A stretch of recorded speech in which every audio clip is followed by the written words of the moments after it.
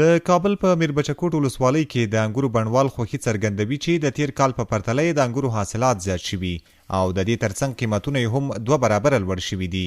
دوی وایي تیر کال د یو خروار انګورو بیه شاوخوا 2000 افغانۍ وه او سږکال بیا له 14,000 نه تر 15,000 افغانیو پورې پلورل کیږي.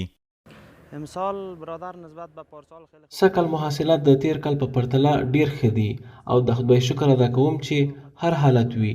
تیر کال یې خدای آفت راغی چې زموږ حاصلات یې را خراب کړل. زموږ خلک هم ډیر غریب دي، د تاوان وړتیا هم نه لري چې ویې زغمي.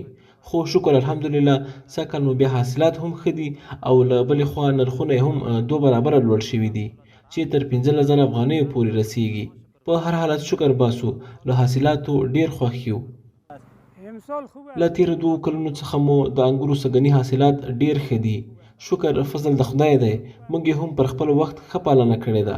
که چیرې سمه پالنه وشي او پر وخت ورته سره اوبه ورکړل شي نو طبیعي ده چې ښه انګور به کوي، که نه نو کله کیږي. هو د تیر کال په پرتله مو د انګورو حاصلات ډیر ښه شوي دي. سږني نرخونه هم ښه دي چې په 14 او 15,000 کې. تیر کال په همدې 8,000 کې وو. سږکال شکر الحمدلله راضي یو.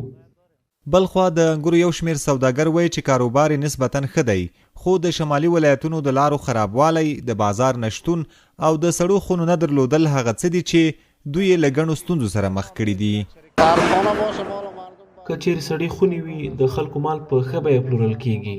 هغه وخت چې بازار نه وي په سړو خونو کې ساتل ډیر ښه وي. سوداګر هم له تاوانه ژغورل کیږي. بل دا چې دلته بهرنۍ میوې په لوړه بیه پلورل کیږي او زموږ په کمه بیه. بازار موندنه ورته نشته، بازار یې ډیر خراب دی. بلخوا چې موږ شمالي ولایتونو ته انګور وړو نو لارې ډیرې خرابې دي. 10,000 افغانۍ یوازې موټر کرایه راڅخه اخلي. د سوداګرۍ او پانګونې خونې مرستیال خانجان الکوزی هم د سوداګرو یادې ستونزې مني او وایي چې د سړو خونو کمښت په هیواد کې یوه له پخوانیو ستونزو څخه ده چې باید دولت او خصوصي سکتور یې په ګډه سره حل کړي. په نوره دنیا کې سړې خونې ټول خپله سکتور خصوصي جوړوي او سکتور خصوصي د خدماتو په مقابل کې هغه مالونه ساتي. سټورونه دي ټول د سکتور خصوصي دي. د سړو خونو مشکل وسنی مشکل نه دی، ډیر د پخوا نه دی او دا ستونزه باید د دولت او سکتور خصوصي خپل تجاران باید حل کړي. د کابل میربچکوټ ولسوالۍ شمالي ولایتونو ته پر غځېدلې لویه لاره پرته ولسوالي ده چې ډیر خلک یې په کرنه او مالدارۍ بوخت دي. خو د یادې ولسوالۍ خلک بیا تر ډیره د انګورو بڼونه لري او له همدې لارې د خپل ورځني ژوند لومړنۍ اړتیاوې پوره کوي.